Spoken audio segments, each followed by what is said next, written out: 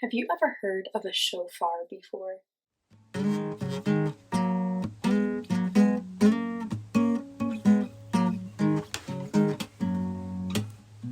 When I have a worry-filled mind, I like to wander outside. No telling what we might find. Birds calling, worms crawling, leaves falling down from above. Oh, I plant my feet on the ground. I keep my head in the clouds. I let my feelings out loud. I hear joy calling, fear crawling, tears falling down out of love.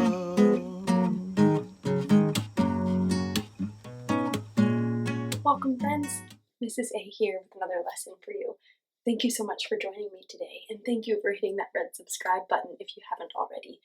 Every time I see that a new friend or family has subscribed, I do a little happy dance, so thanks. We are going to start by checking in with our feelings today. And if you've watched last week's episode, you know we talked about the zones of regulation. Today we're going to talk about our feelings poster. I've made this feelings poster for us to use when we're together, but also for you to download if you'd like your own copy.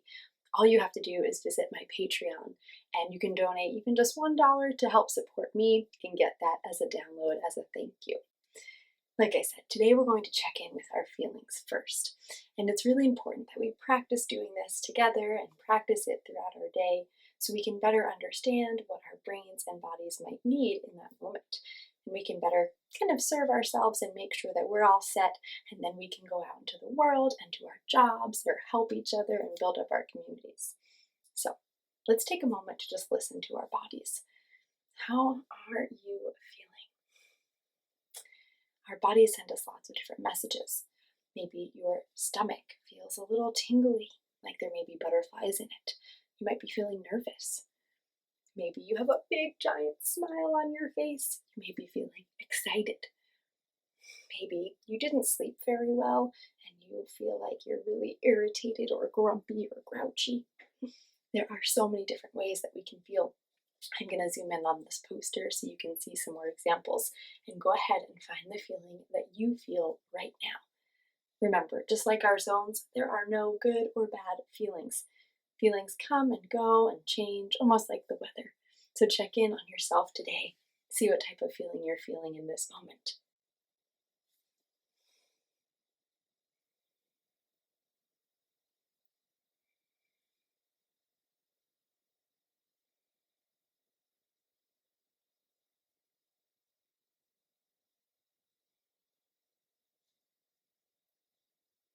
Did you find your feeling?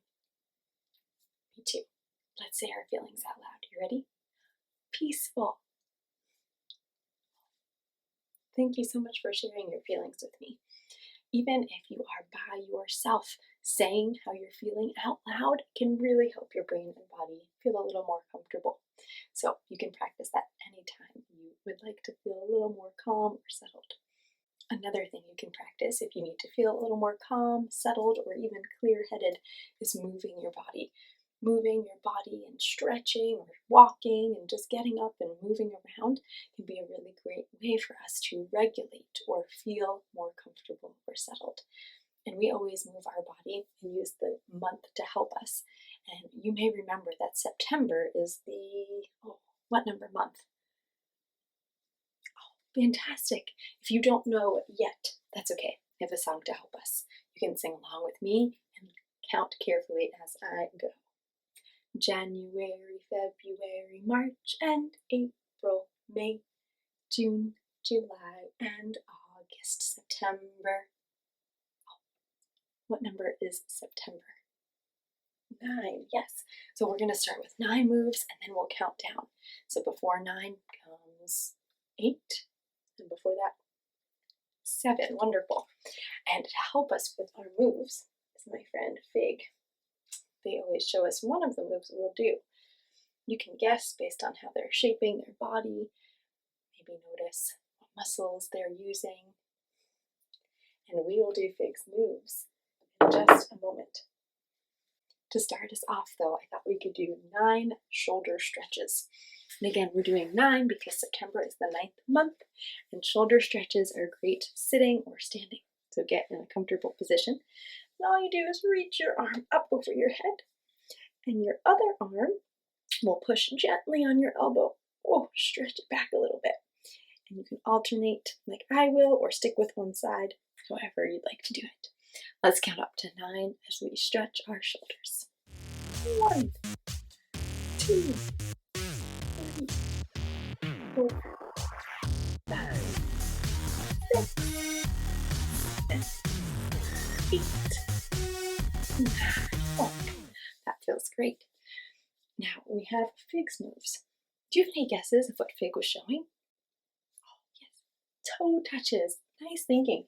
Now I see that their arm is across their body, so they must be doing opposite toe touches. Here's what I mean. Let's stand up. And your right hand will touch your left toe, and your left hand will touch your right toe.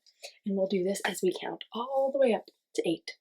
Let's go. 1, 2, 3, 4, 5, 6, 7, 8.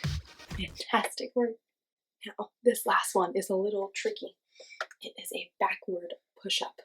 You'll need a surface, maybe like a table or a couch that's not too tall, and you're going to put your hands flat on that surface. And you are going to stretch your legs out far, so you kind of look like this. And we'll do push-ups, bending our arms, just like that, a backwards push-up. Let's do 7 of them together. Count it. 1, 2, 3, 4, 5, 6, 7. Woo. Those are hard work. They build our arm muscles, so thanks for giving them a try. Now, anytime we exercise or move our body together, we always take a moment to cool down. So listen for a bell, and when you hear it, fill your belly big with air, and then slowly let it out. Ready?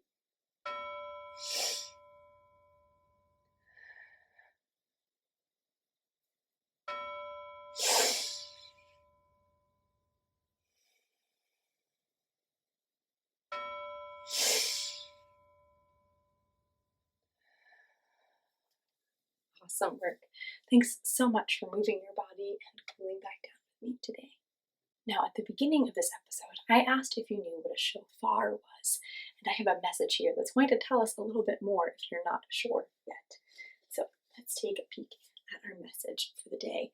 And as I get it ready, make sure you keep an eye out for those alliterations and onomatopoeias, maybe even a spoonerism or 2.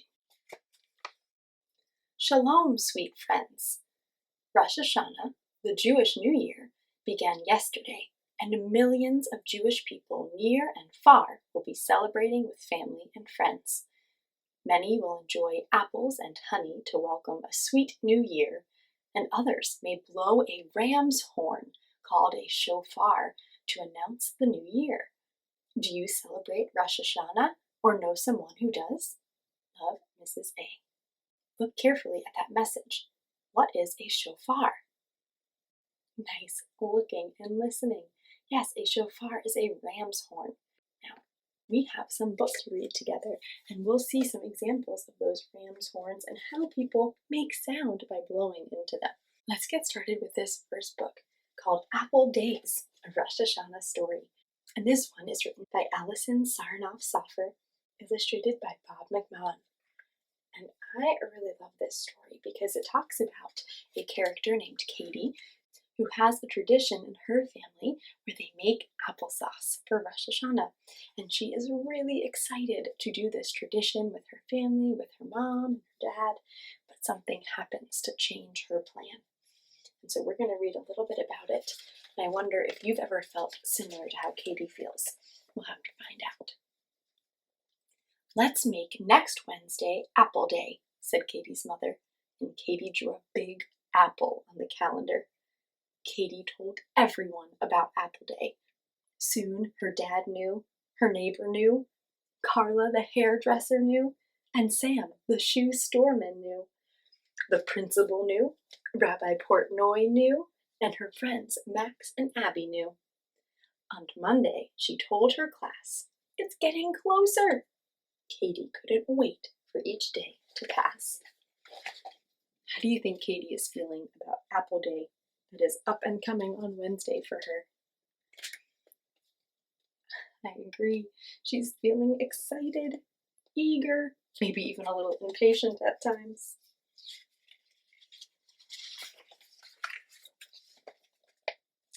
The next day, Katie's father walked her to school. "Why so sad?" the crossing guard asked. "Isn't today Apple Day?" "We can't go," Katie mumbled. "Can't go?" asked Max. "Why?" "Because of the baby," Katie said. Max told Abby, who told their teacher, who told the principal, who told the rabbi. When Abby got her hair cut, she told Carla. And when Max went to buy school shoes, he told Sam. How do you think Katie is feeling now? Her plans have changed. They can't go gather the apples or go apple picking on the day that they planned. Yeah, she might be feeling disappointed, sad, kind of let down. Have you ever felt like that before? Me too. When Katie and her dad arrived home after school, they found a bright red apple on the doorstep. Next to it was a note that said, "Dear Katie, I heard about what happened. Maybe this will help. Love, Rabbi Portnoy." Oh, what a nice way to help Katie keep her tradition and cheer her up. Her rabbi dropped off an apple at her door. Friends, this book goes on to show some great examples about how you can help people in small ways that really can change their whole day. And so I love this book, Apple Days, a Rosh Hashanah story. You'll also learn a little bit more about Katie's traditions and things that she does with her family. Maybe you have some connections to her or know someone who does. This next book is a short and sweet introduction to Rosh Hashanah. It is called Rosh Hashanah with Uncle Max, and it was written and illustrated by Varda Livni. And I really like this one because it also has some Hebrew words included in it, and I learned some new ones. Hebrew is a language that many Jewish people read and write and speak, and I know we've talked a bit about being bilingual, knowing 2 languages, or multilingual, knowing more than 2 languages, and it is such a gift to learn even a few words in another language, because then you get to learn how to communicate and converse and connect with other people around the world. So we'll learn a Hebrew word in this book, and there are several throughout. Rosh Hashanah with Uncle Max. Uncle Max is coming to spend Rosh Hashanah with us, and it's going to be fantastic. Rosh Hashanah, the Jewish New Year. How great it is to start the new year with people you love, says Uncle Max. Hug, hug, hug. Do you like to be with people you love when you're celebrating something special? Me too. Together we watch the sun go down.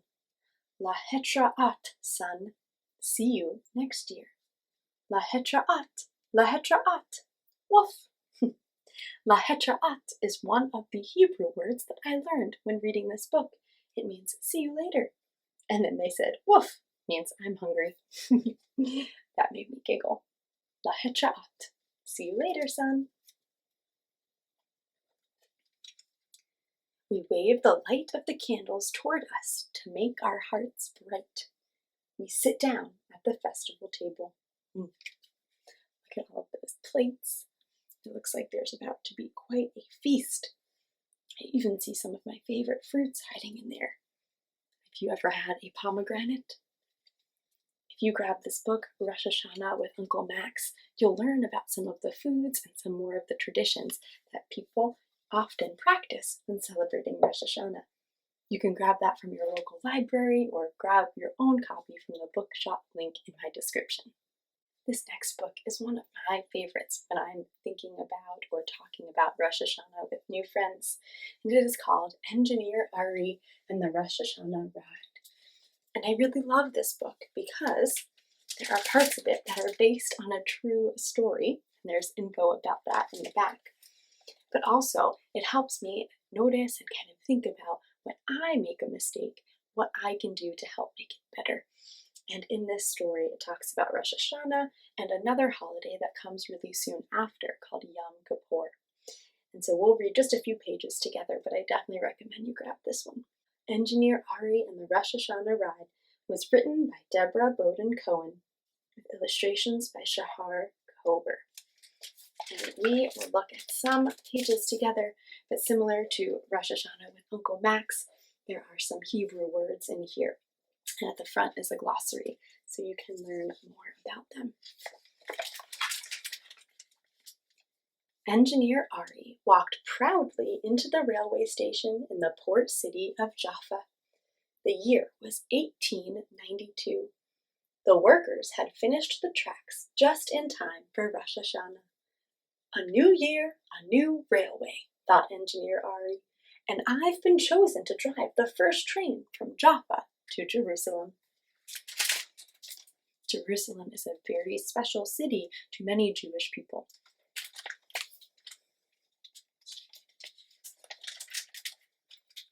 Engineer Ari climbed into the train's cab. He tugged the whistle cord, toot, toot. The switchman gave the signal. The crowd cheered and clapped. Engineer Ari pulled back the throttle and the train steamed out of the station. He forgot to say goodbye to Jessie and Nathaniel. Now, do you see Jessie and Nathaniel? How do you think they're feeling that Engineer Ari forgot to say goodbye to them? Yeah, maybe feeling angry, sad, disappointed, angry. The train hissed slowly into the first station. A girl hurried out of the crowd carrying a basket. Please bring these apples to Jerusalem for a sweet new year, she said. My uncle grew them in his orchard. Engineer Ari took a juicy bite out of a shiny green apple. The color reminded him of Jessie. Jessie's train engine was bright green. Ari wondered if Jessie was still angry. Shana Tova, Happy New Year, called Engineer Ari, steaming out of the station. He tugged the whistle cord. Toot, toot. Shana Tova, Happy New Year. Another set of Hebrew words for us to learn and practice. So we hear that Engineer Ari left the station without saying goodbye to his friends. And we know that Jessie was angry, and Ari's wondering, I wonder if she's still angry that I did that. And as this book goes on, we meet some other characters who generously share their food and things that they've grown or collected or made. And we see how Engineer Ari tries to fix his mistake and make things better. And so, like I said, Engineer Ari is a great book to grab.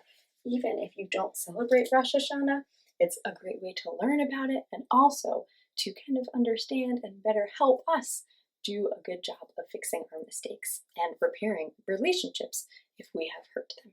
We all make mistakes, right? I know I do. And so it's a really helpful reminder. Now, before we go, I want to make sure we take our mindful moment together. And today's mindful moment is inspired by Rosh Hashanah and the New Year. And because the New Year happens in a cycle, even if you celebrate New Year in January or you celebrate the New Year at a different time throughout the year keeps going in a big circle, right? Just like all of our 12 months, they repeat. And so today, when we practice our mindful moment, we're going to be using our eyes to look carefully for anything that is in the shape of a circle or an oval, anything that goes round and round. And we're going to spend 1 minute looking really carefully and focusing on those circles or round or oval objects to see what we can find. If you'd like, you can count how many you find, or you can look for different sized ones, or just focus on one, however you would like to spend your time practicing mindfulness and being present in the space around you.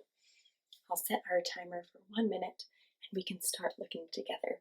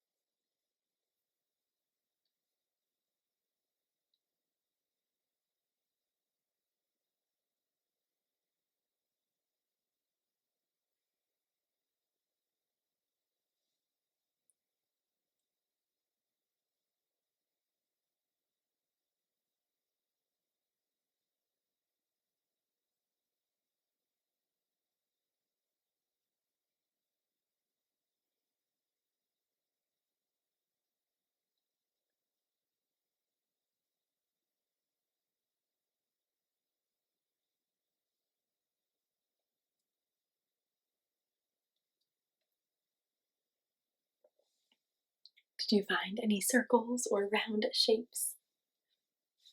Me too. I was surprised at how many I found. Will you call some out? What are some things you saw that were round or circular? Ball. The letter O. Amazing. Yeah, I was looking around and I was really amazed at how many different things were round or circular. That really helped me focus on just one thing. And that's one of the best things about mindfulness is that it helps our brains really focus in and kind of clear out everything else. And mindfulness is a way that we can really just practice being present where we are right now. And you can practice mindfulness anytime throughout the day. All you need is yourself. And if you really liked that looking mindfulness activity, you can give it a try again later or another day. And if you weren't too fond of it, that's okay. You can go back and check out all the other mindfulness activities we've tried together. There's a different one at the end of each of my episodes. Friends, thank you so much for being here. I wanted to remind you that I love you because you're you, not because of what you do. And I can't wait to see you next time.